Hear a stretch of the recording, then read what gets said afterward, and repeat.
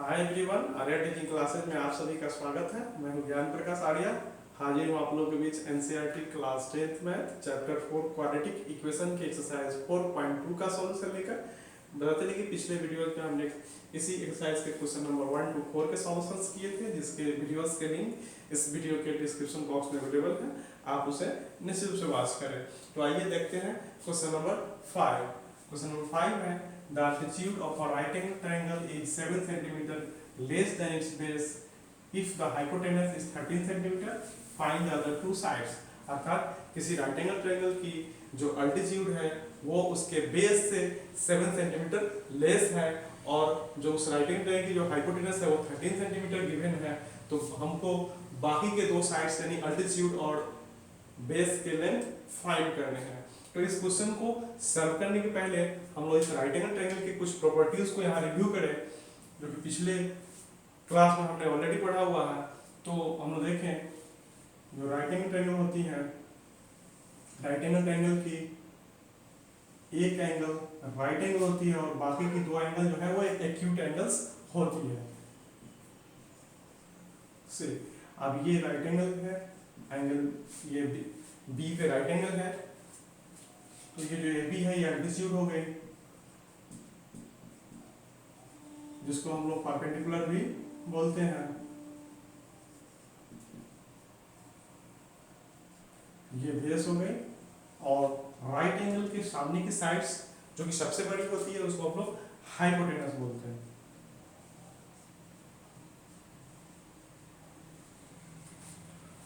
तो इस तरीके से हमने राइट एंगल ट्रायंगल में अल्टीट्यूड, बेस और हाइपोटेनस को समझा। अब हम लोग देखें जो राइट एंगल ट्रायंगल की जो बहुत ही इंपॉर्टेंट प्रॉपर्टीज है वो है कि हाइपोटेनस का square is equal to perpendicular का स्क्वायर प्लस बेस का स्क्वायर। इन शॉर्ट हम लोग बोलते हैं H square is equal to P square plus B square. तो ये इसको हम लोग पाइथागोरस थ्योरम भी बोलते हैं। तो पाइथागोरस थ्योरम से हम लोग जानते हैं कि किसी भी राइट एंगल ट्रायंगल में जो हाइपोटेनस का स्क्वायर होता है वो होता है square of the sum of the square of the perpendicular plus base, अर्थात हाइपोटेनस का square is equal to perpendicular square plus base का स्क्वायर। तो इस कंसेप्ट को हम लोग इस क्वेश्चन को सॉल्व करने में भी यूज करेंगे। तो इस हिसाब से देखा जाए, कड़ा क्वेश्चन की जो अल्टीट्यूड है राइट एंगल ट्रायंगल की वो उसके बेस से 7 सेंटीमीटर लेस है। तो बेस को अगर हम लोग 1 सेंटीमीटर मान लें तो उसकी अल्टीट्यूड जो है उसके बेस से 7 सेंटीमीटर लेस यानी x माइनस 7 सेंटीमीटर हो जाएगी। और जो हाइपोटेनस है वो ऑलरेडी 13 सेंटीमीटर गिवन है। तो उसी तरीके से इस क्वेश्चन के अलजेब्रिकली अजम्पशन को हम लोग करें तो let the base of given right angle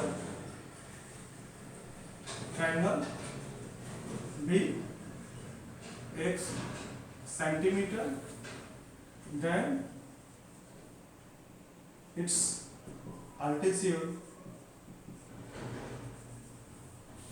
is equal to x minus 7 centimetre.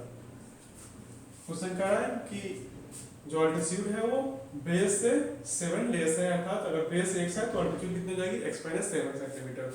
और जो हाइपोटेनस है वो उसकी लेंथ तो ऑलरेडी दी हुई है, ये है 13 सेंटीमीटर जो कि ऑलरेडी गिवन है। तो अब हम लोग ये जो रिलेशन है राइट एंगल ट्रायंगल के लिए, इस रिलेशन को हम यूज करें, यानी कि from the properties of right angle triangle.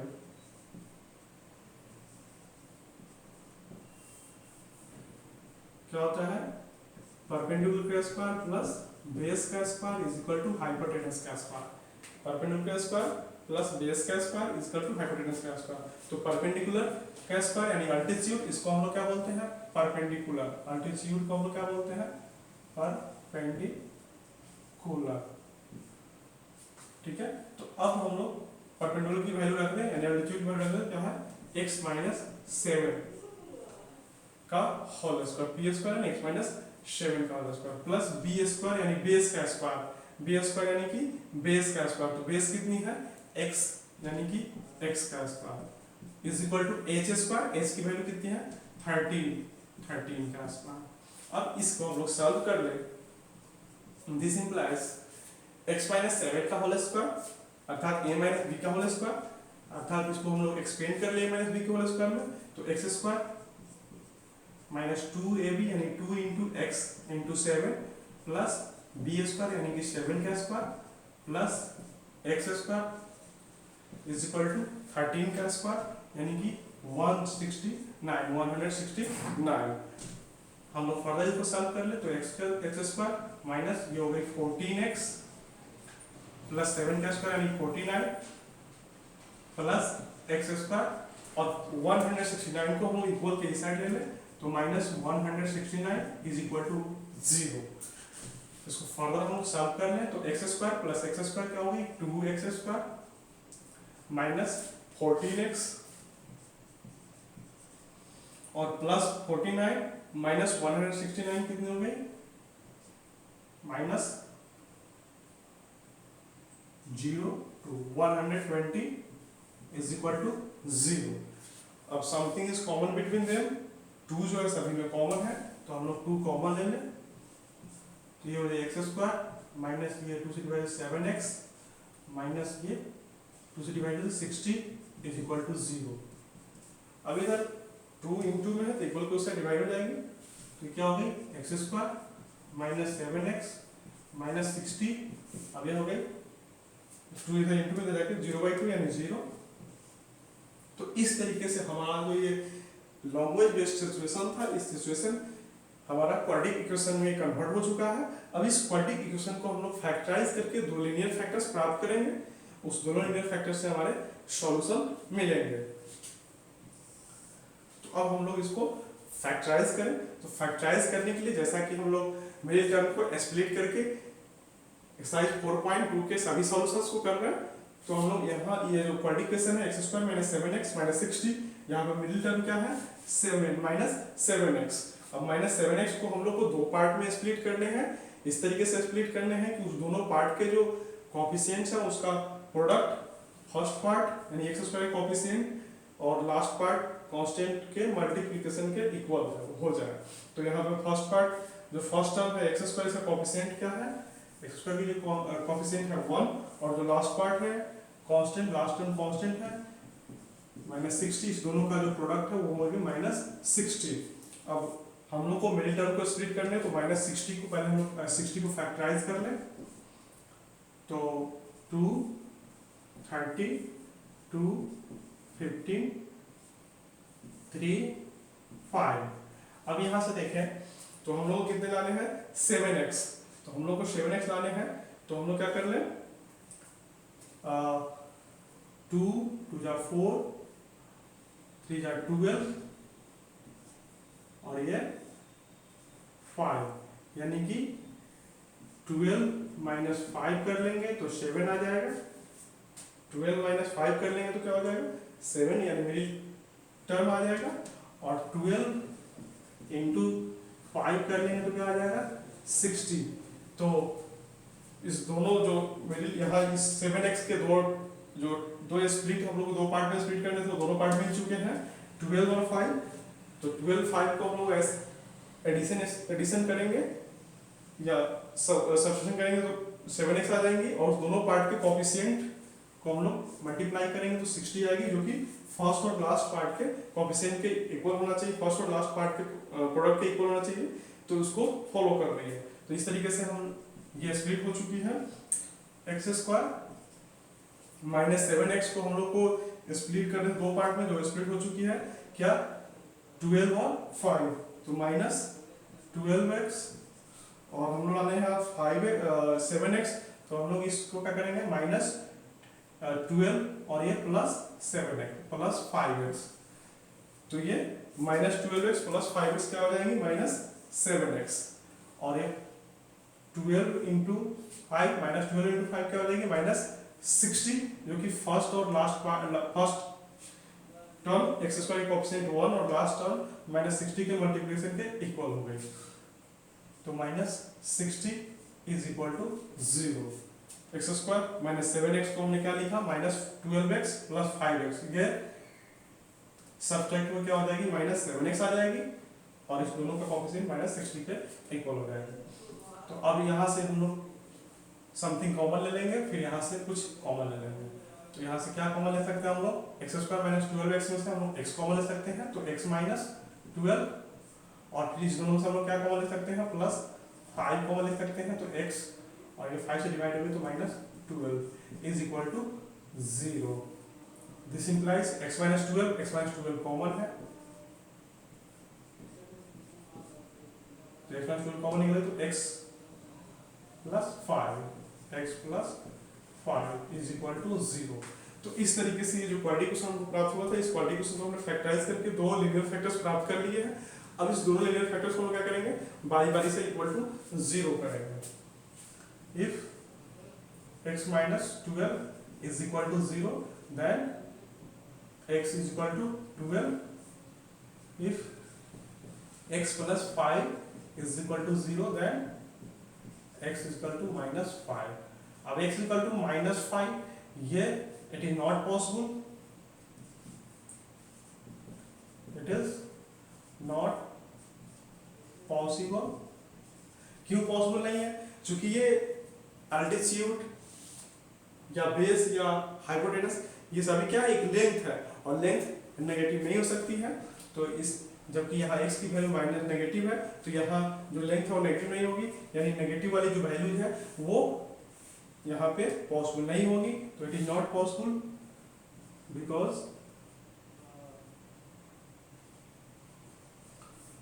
Length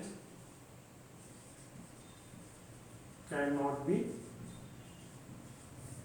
negative,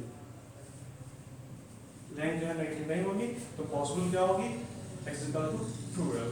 तो फाइनल हमारा हमने क्या बेस को क्या माना हुआ x, तो बेस हमारा क्या हो गया, base is equal to x यानी कि 12 सेंटीमीटर, और हमने एल्टीट्यूड क्या माना हुआ था x माइनस 7 यानी कि 12 माइनस 7 यानी कि 5 सेंटीमीटर। तो बाकी के जो दो साइड्स थे इस राइट एंगल ट्रायंगल के, अल्टीट्यूड और बेस दोनों निकल गए। बेस 1 सेंटीमीटर हमने माना हुआ है, तो x की वैल्यू 12 सेंटीमीटर, और अल्टीट्यूड उसके हिसाब से x माइनस 7 थी, तो x minus 7 and 12 minus 7 5 centimetre, और हाइपोटेनस को ऑलरेडी 30 सेंटीमीटर गिवन थे। तो बाकी के दो साइड अल्टीट्यूड और बेस का जो वैल्यू है, लेंथ है, वो निकल चुके हैं। तो इस तरीके से क्वेश्चन नंबर 5 का भी सॉल्यूशन कंप्लीट हुआ। आई होप क्लियर हो गया होगा। तो अब हम लोग देखेंगे एक्सरसाइज 4.2 के आखिरी क्वेश्चन नंबर 6 को। तो क्वेश्चन नंबर 6 कुछ इस प्रकार है, A cottage industry produces a certain number of poetry articles in a day. It was observed on a particular day that the cost of production of each article in rupees was 3 more than twice the number of articles produced on that day. If the total cost of production on that day was rupees 90, find the number of articles produced and the cost of each article. अर्थात कोई cottage industry किसी खास दिन खास number of poetry articles produce करती है, production करती है, और उस खास दिन ऐसा ऑब्जर्व किया जाता है कि जो cost of production of each article है, यानी प्रत्येक आर्टिकल की जो प्रोडक्शन कॉस्ट है उस खास दिन में, वो उस दिन टोटल प्रोड्यूस्ड हुए नंबर ऑफ आर्टिकल्स के दुगुने से 3 ज्यादा है, और उस दिन जो टोटल आर्टिकल प्रोड्यूस्ड हुए उसका टोटल प्रोडक्शन कॉस्ट ₹90 है। तो हमें पता करना है कि उस खास दिन में टोटल नंबर ऑफ आर्टिकल कितने प्रोड्यूस्ड हुए और प्रत्येक आर्टिकल का जो प्रोडक्शन कॉस्ट था क्या था। तो इस क्वेश्चन को सॉल्व करने के लिए हमें ये जो लैंग्वेज बेस्ड सिचुएशन दिए हुए हैं, इस सिचुएशन को हम लोग को अलजेब्रिकली ऐसे एज्यूम करना है कि उसको फर्दर हम लोग सॉल्व करें तो क्वाड्रेटिक इक्वेशन प्राप्त हो जाए, और उस क्वाड्रेटिक इक्वेशन को फर्दर हम लोग सॉल्व करके अपने सॉल्यूशन को प्राप्त कर ले। तो सबसे जो ध्यान देने की बात है कि कॉटेज इंडस्ट्रीज किसी खास नंबर ऑफ पार्टिकल बनाती है। तो हम लोग मान लें कि उस खास दिन में, उस पार्टिकुलर दिन में कॉटेज इंडस्ट्रीज ने एक्स नंबर ऑफ पार्टिकल बनाया, तो वहां से मेरा अजम्पशन क्लियर हो जाएगा। तो वही हम लोग कर लें कि let the number of articles, poetry articles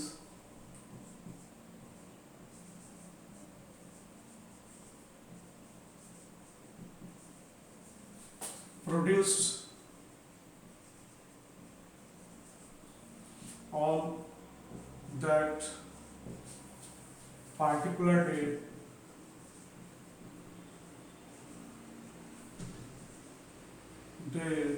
be x।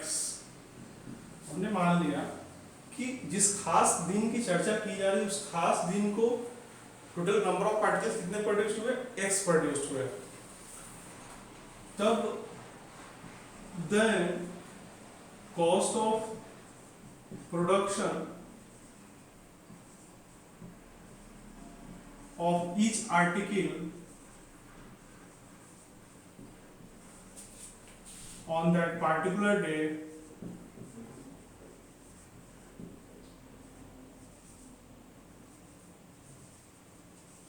कितने हो जाएंगे, उस पार्टिकुलर डे में प्रत्येक आर्टिकल की प्रोडक्शन कॉस्ट क्या हो जाएगी, production cost of each article क्या हो जाएगी, उस दिन टोटल नंबर ऑफ आर्टिकल्स कितने प्रोड्यूस हुए, x। तो x के यानी दुगुने से कितने, 3 ज्यादा, तो 2x + 3। क्वेश्चन कर रहा है कि it was observe on a particular day, उस पार्टिकुलर डे में ऐसा ऑब्जर्व किया गया था कि the cost of production of each article, प्रत्येक आर्टिकल की जो प्रोडक्शन कॉस्ट रुपीज में वो थी 3 more than twice the number of article produced on that day। यानी प्रत्येक उस दिन प्रत्येक आर्टिकल की प्रोडक्शन कॉस्ट उस दिन टोटल नंबर ऑफ आर्टिकल के दुगुने से 3 ज्यादा थे। तो हमने मान लिया कि उस पार्टिकुलर डे में x नंबर ऑफ आर्टिकल बने, तो प्रत्येक आर्टिकल की जो प्रोडक्शन कॉस्ट हो जाएगी टोटल नंबर ऑफ आर्टिकल बने हुए आर्टिकल के दुगुना यानी 2 × x प्लस उसके दुगुने से 3 ज्यादा। तो हमें दो चीज मिल चुकी है कि उस पार्टिकुलर डे में x नंबर ऑफ आर्टिकल बने और उस x नंबर ऑफ आर्टिकल में प्रत्येक आर्टिकल का जो प्रोडक्शन कॉस्ट है वो मिल चुकी है। और आगे क्वेश्चन में कह रहा है कि total production cost on that particular day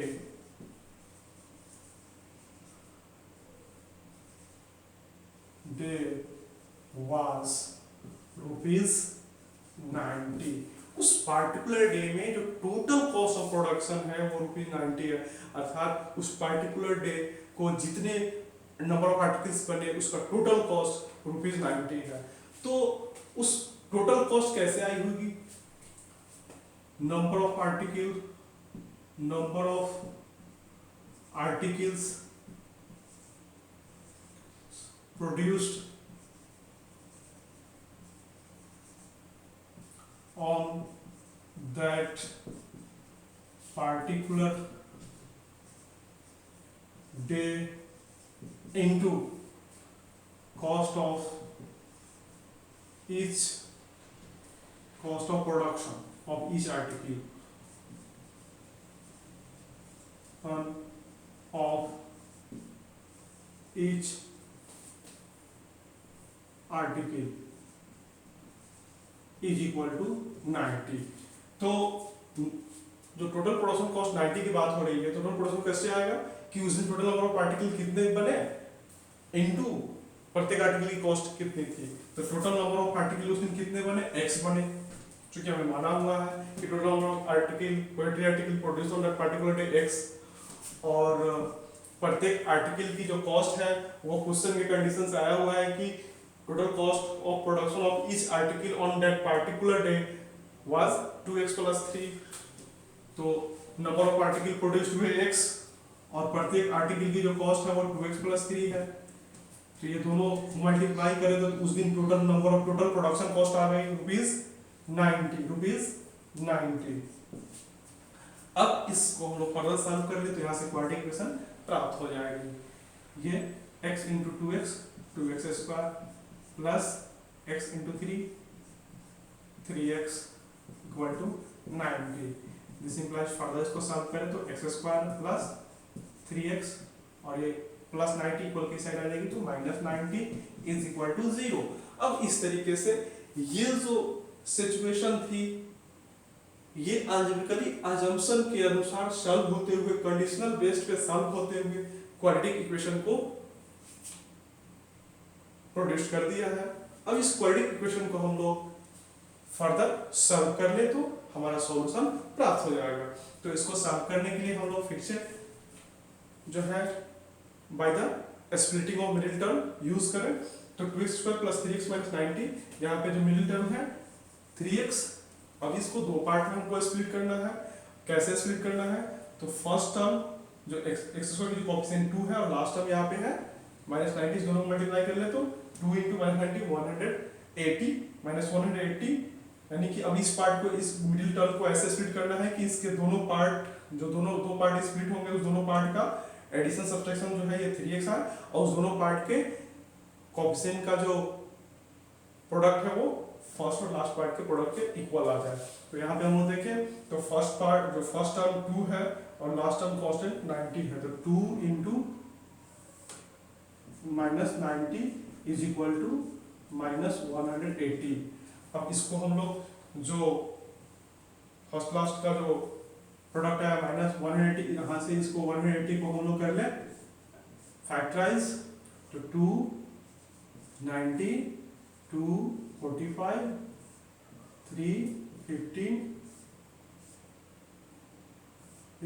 3 5। अब ये हो गई है फैक्टराइज।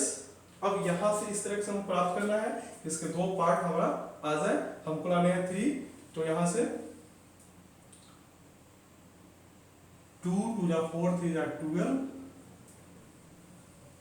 12 और यहाँ से 3 5 जा 15 3 5 जा 15 तो 15 - 12 कितने हो जाएंगे 3 और 12 × 15 कितने हो जाएंगे या ऐसे कहें 15 × 12 कितने हो जाएंगे 180। तो इस तरीके से मिडिल टर्म के जो दो पार्ट मिडिल टर्म को जो स्प्लिट करने दो पार्ट में दोनों पार्ट मिल चुका है 15 और 12 तो 2x² प्लस इसको हम लोग 3x कर सकते हैं 15x -12x -90 = 0। फर्दर एक स्टेप और हम लोग सॉल्व कर लें तो क्या हो जाएगी। अब यहाँ पे जो 3x जो है इसको दो पार्ट हो गए 15x - 12x क्या हो जाएंगे 3x हो जाएंगे और 15 × 12 फर्स्ट लास्ट के मल्टीपल के इक्वल हो जाएंगे। तो इस दोनों से कुछ कॉमन हो जाएगा फिर इस दोनों से कुछ कॉमन हो जाएगा। तो इस दोनों से हम लोग 2x² + 15x से क्या कॉमन ले सकते हैं केवल x कॉमन ले सकते हैं। तो यहाँ से 2x + 15 और फिर यहाँ पे -12 यहाँ से हम लोग कॉमन ले लें -12 तो हम लोग कॉमन ले सकते हैं। इससे हम लोग 12 तो यहाँ से हम लोग क्या कॉमन ले सकते हैं 6 कॉमन ले सकते हैं -6 कॉमन ले सकते हैं।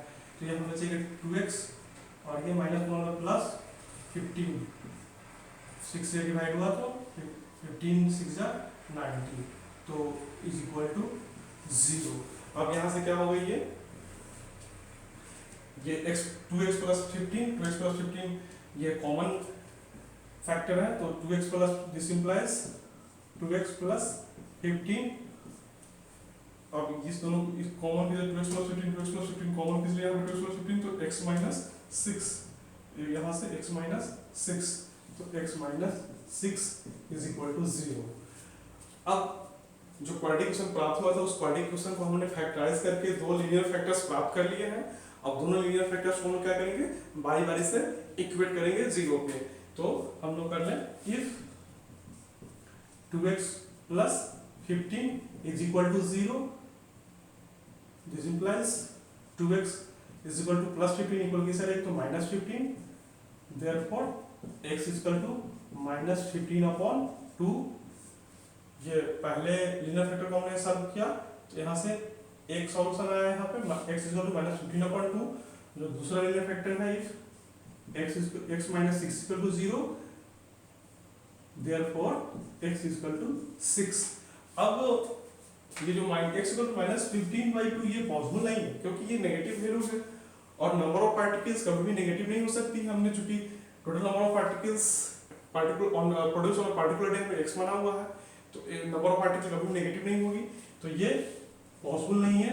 It is not possible because number of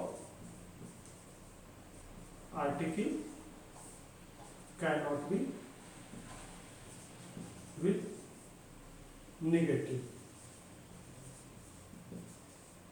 number of article cannot be negative, तो ये पॉसिबल नहीं है। तो x की वैल्यू फाइनल जो स्टार्ट हो गया है x इक्वल टू 6। तो ये आ गया कि उस पार्टिकुलर डे में जो total number of article produce हुए वो कितने हो गए, 6। तो फाइनल हमारा सॉल्यूशन देखें हम लोग, फाइनल हमारा सॉल्यूशन जो है क्या हो गई, total number of poetry articles produced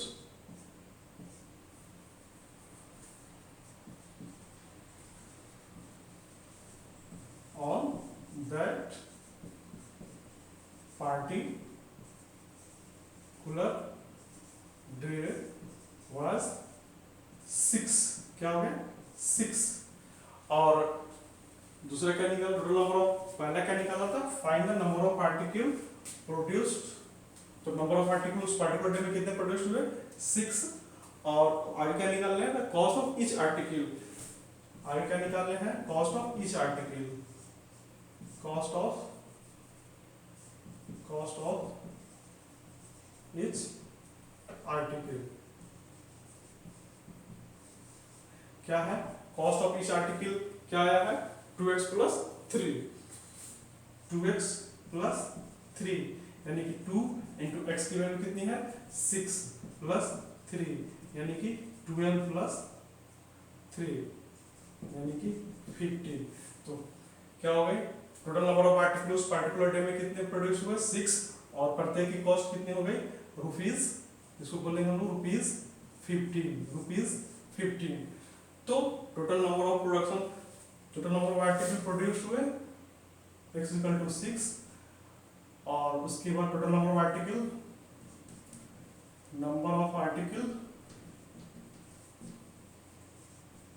articles हो गए 6, कॉस्ट ऑफ ईच आर्टिकल